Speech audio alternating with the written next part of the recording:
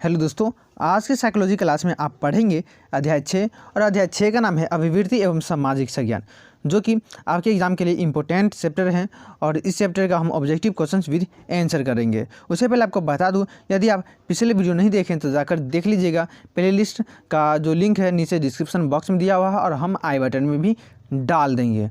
तो चैनल पर new channel को जरूर सब्सक्राइब कर दीजिएगा और वीडियो अच्छा लगेगा वीडियो को लाइक कीजिएगा और शेयर करना नहीं भूलिएगा। चलिए शुरू करते हैं। तो यहाँ पे हम जो कि चैप्टर 6 का अभिवृत्ति एवं सामाजिक संज्ञान का फर्स्ट नंबर चैप्टर पर चले आए हैं, फर्स्ट नंबर क्वेश्चन पर चले आए हैं।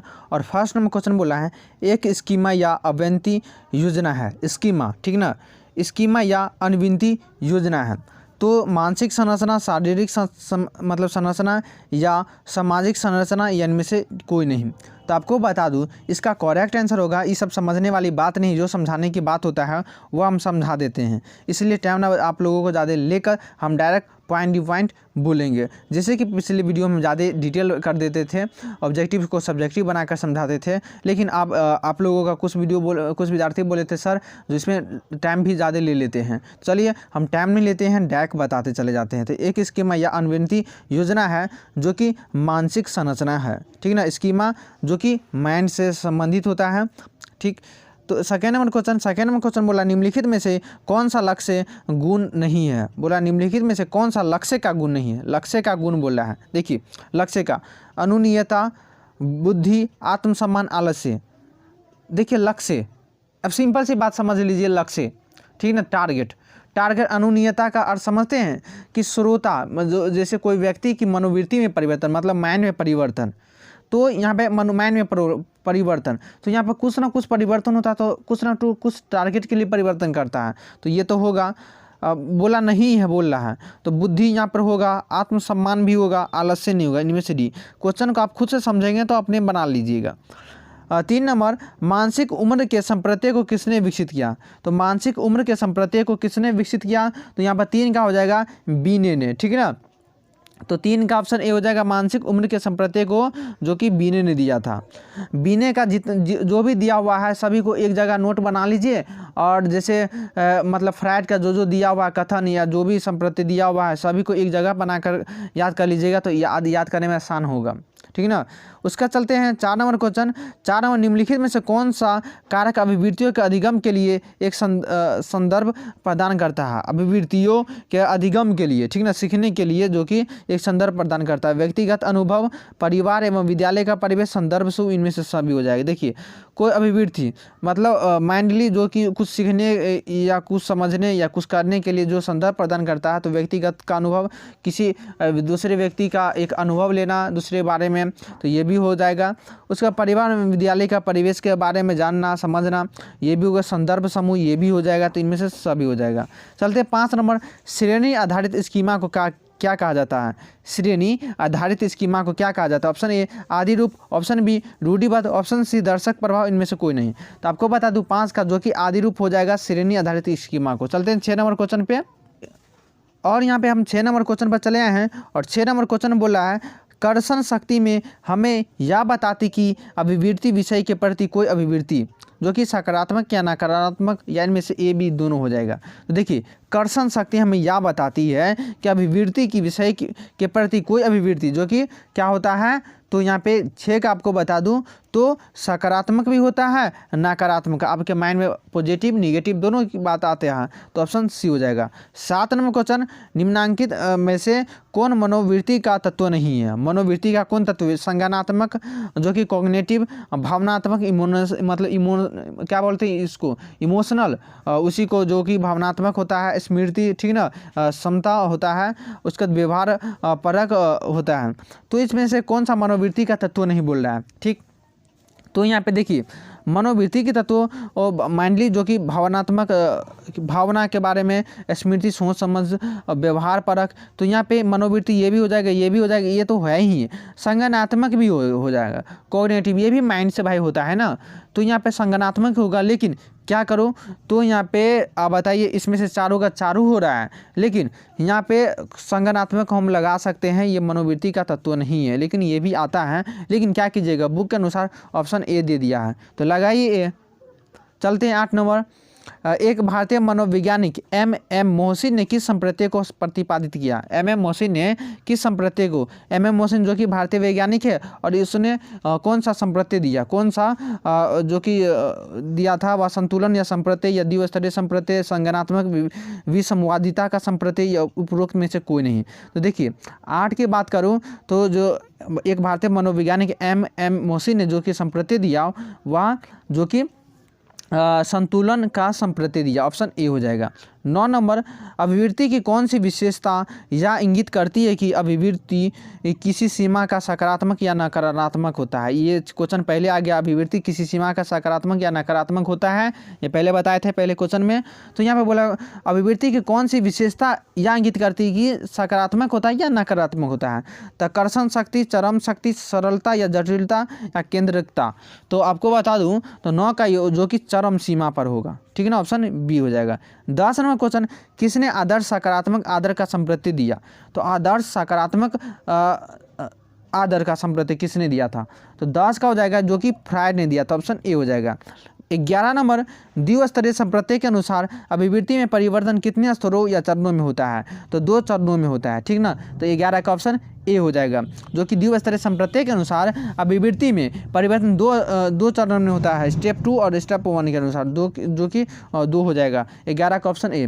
12 नंबर, छवि निर्माण की प्रक्रिया में निम्नलिखित में से कौन सी उप प्रक्रिया होती है? कोई छवि निर्माण की कोई चीज़ को अपने माइंड में जो कि रख लेना, तो छवि निर्माण की प्रक्रिया में निम्नलिखित में कौन सी उप प्रक्रिया होती? चयन, अनुमान, संगठन या उपरोक्त सभी? तो यहाँ पे देखिए चयन, उसको चयन करना, चूज मतलब कि चुनना जिसको कहते हैं चूज, अनुमान लगाना, संगठन करना, ठीक ना, इनमें से सभी हो जाएगा। 13 नंबर, सामान्य अनुकूलन संरक्षण या GAS के संप्रत्यय को किसने प्रस्तुत किया? सामान्य अनुकूलन संचलन कभी कभी पूछ देता है कि GAS का पूरा नाम क्या है, तो सामान्य अनुकूलन संरक्षण, ठीक ना, GAS संप्रत्यय को किसने प्रस्तुत किया? तो यहाँ पे ये सामान्य अनुकूलन संरक्षण या GAS किसने दिया था पता है? तो हैंस सेली ने दिया था, ऑप्शन बी हो जाएगा।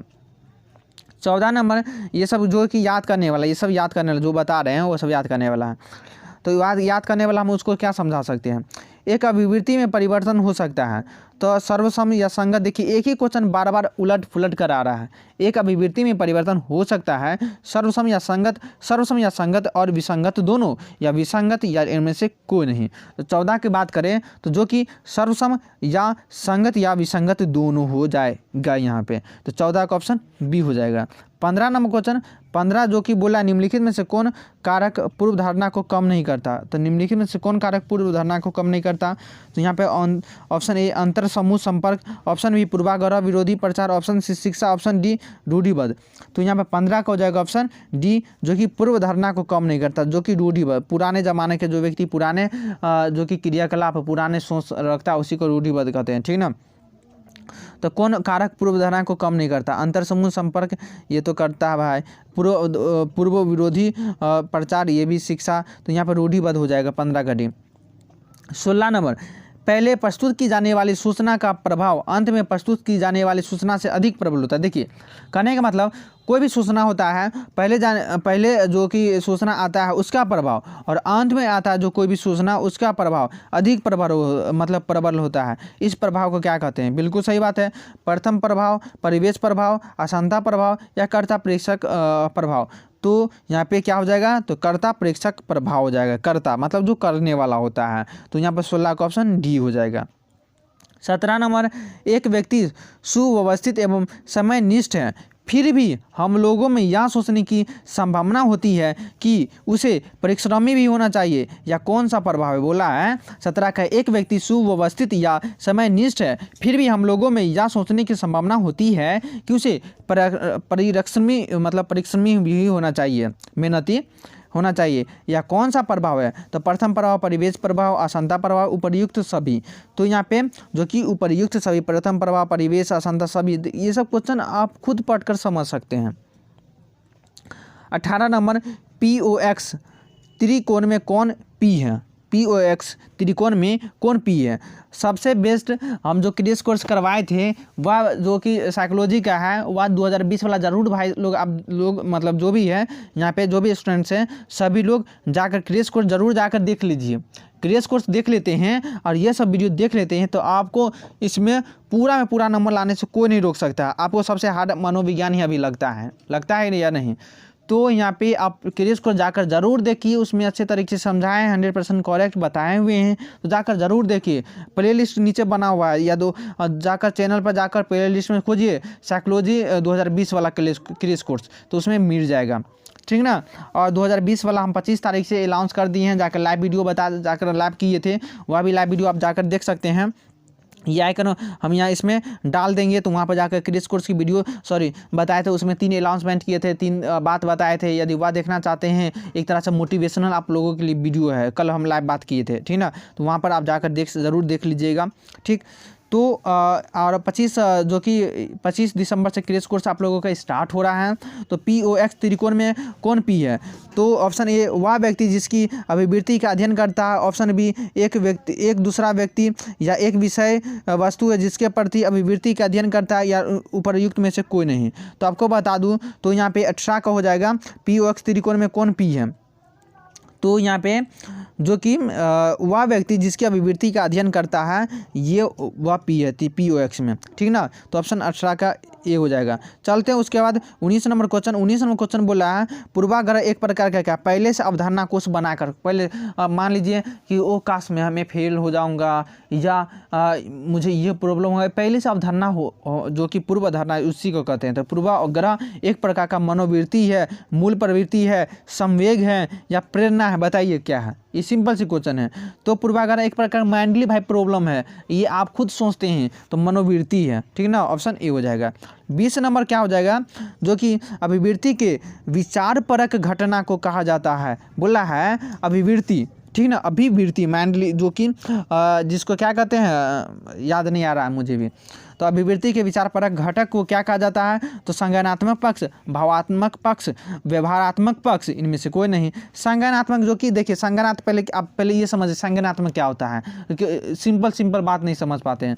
संज्ञानात्मक कॉग्निटिव अर्थात जो कि माइंड से चलता हो, मतलब माइंड में कुछ भी सोचते समझते हैं वह संज्ञानात्मक हो गया, ओके। भावनात्मक इमोशनल, किसी चीज़ में इमोशनल हो जाना। कोई मूवी देखते हैं उस फिल्म में कुछ मतलब कि ऐसा कहानी बना दिया जिसको आप फिर मूवी देखकर आपको रोने का मन कर गया, तो भावनात्मक। सहानुभूति सिंपैथी जिसको कहते हैं, ठीक। किसी का हाथ कट गया, अब मान लीजिए कि कोई किसी का एक्सीडेंट हो गया, बहुत ज़्यादा रो रहा है, आप वहाँ पर खड़े हैं तो आपको भी मतलब बहुत ज़्यादा इमोशनल हो जाएंगे, काश मतलब आपके मतलब रोने जैसा भाव एक तरह से इमोशनल हो जाएंगे, ठीक। व्यवहारात्मक, व्यवहार तो जान भी करते हैं। तो यहाँ पे बोला अभिवृत्ति के विचारपरक घटक को क्या कहा जाता है। तो 20 का क्या हो जाएगा, जो कि संज्ञानात्मक होगा। अभिवृत्ति के विचारपरक घटक को संज्ञानात्मक जो कि मेंटली जिसको कहते हैं। 21 नंबर पूर्वाग्रह में घटकों की संख्या कितनी होती है। पूर्वाग्रह तो घटक की संख्या कितनी होती है, तो 4 होती है, ऑप्शन सी हो जाएगा। 22 नंबर भावनात्मक पक्ष के रूप में जाना जाता है। क्रियात्मक घटक, विचार परक घटक, संवेगी घटक, उपरोक्त सभी। तो भावनात्मक पक्ष के रूप में जाना जाता है। तो यहाँ पे जो कि 22 का है ना, हाँ, तो भावनात्मक पक्ष के रूप में तो संवेगी भावनात्मक जो कि संवेग, ठीक ना, संवेगी घटक है। तो यहाँ पे भावनात्मक किसी के रूप भावना में चले जाना, तो ये संवेगिक है, ओके, संवेग आपका ले जाता है।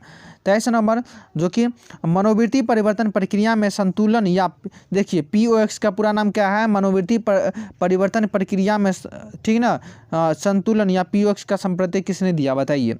तो किसने दिया था, सिंपल सी बात है, ये क्वेश्चन आया था फ्रिट्ज हाइडेगर ने, ठीक ना। और तो यहाँ पर 22 का सी हो जाएगा। 24 नंबर वह व्यक्ति जो छवि बनाता है उसे क्या कहते हैं। वह व्यक्ति जो छवि बनाता है उसे लक्ष्य, प्रत्यक्षण करता, प्रतिभागी या श्रोत। तो यहाँ पे 24 का हो जाएगा जो कि प्रत्यक्षण करता हो जाएगा, ऑप्शन बी हो जाएगा। चलते हैं 25 नंबर। और 25 नंबर वीडियो अच्छा लग रहा है तो वीडियो को लाइक कीजिए और शेयर करना नहीं भूलिएगा। शेयर आप लोग करने में बड़ी कंजूसी कर देते हैं, तो आप लोग को कंजूसी नहीं करना, मतलब भरपूर शेयर कीजिए। व्हाट्सअप, फेसबुक, जहाँ भी शेयर करना अपने दोस्त को बताइए, सभी जगह शेयर कीजिए। आप फ्री में पढ़ते हैं क्लास, तो मेरा भी काम कीजिए भाई, मेरा भी कुछ उससे कुछ फ़ायदा होगा। तो यहाँ पे 25 का हो जाएगा मनोवृत्ति परिवर्तन के 2 स्तरीय संप्रत्यय का प्रतिपादन किसने किया। मनोवृत्ति तो Mohammed Suleman, option B A K Singh, option C S Mohsin, option D JP Das. तो आपको बता दूं ये 25 का हो जाएगा, जो कि मनोवर्तन परिवर्तन के 2 स्तरीय संप्रत्यय का प्रतिपादन किया था वह ए के सिंह ने किया था, ऑप्शन बी हो जाएगा। ठीक, तो आज के लिए ये चैप्टर का, इस चैप्टर अध्याय 6 का जो कि इतना ही क्वेश्चन था, तो इसका अब PDF हम देते हैं और PDF आप भी ले लीजिए, जो कि टेलीग्राम पे है, उस पर हम डाल देते हैं वीडियो अपलोड करने के बाद।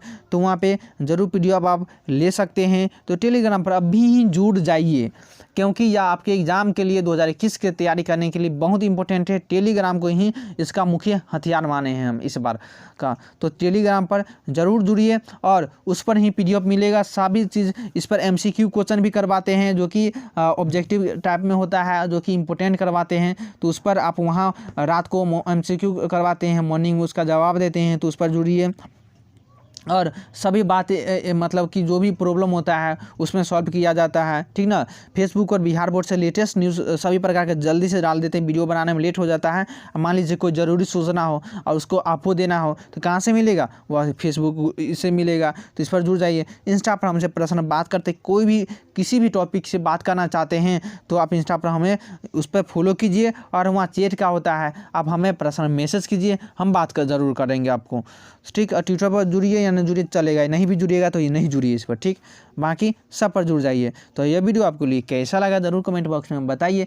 मज़ा आया हो तो वह भी हमें बता दीजिए। इसी तरह एंजॉय लेकर मस्ती के साथ खूब पढ़िए। एग्ज़ाम का लगभग 35 दिन बाकी है, तो खूब मस्ती कीजिए, मन लगा कर पढ़िए और अच्छे तरीके से तैयारी कीजिए। और पास अच्छे नंबर से होते हैं, अच्छे तरीके से फर्स्ट डिवीज़न होते हैं। ठीक ना। तो आप ज़रूर मुझे भूलने जाइएगा, याद ज़रूर रखिएगा इस चैनल को। और सब बातें यही सब बात है। तो आज के लिए इतना ही। धन्यवाद। जय हिंद।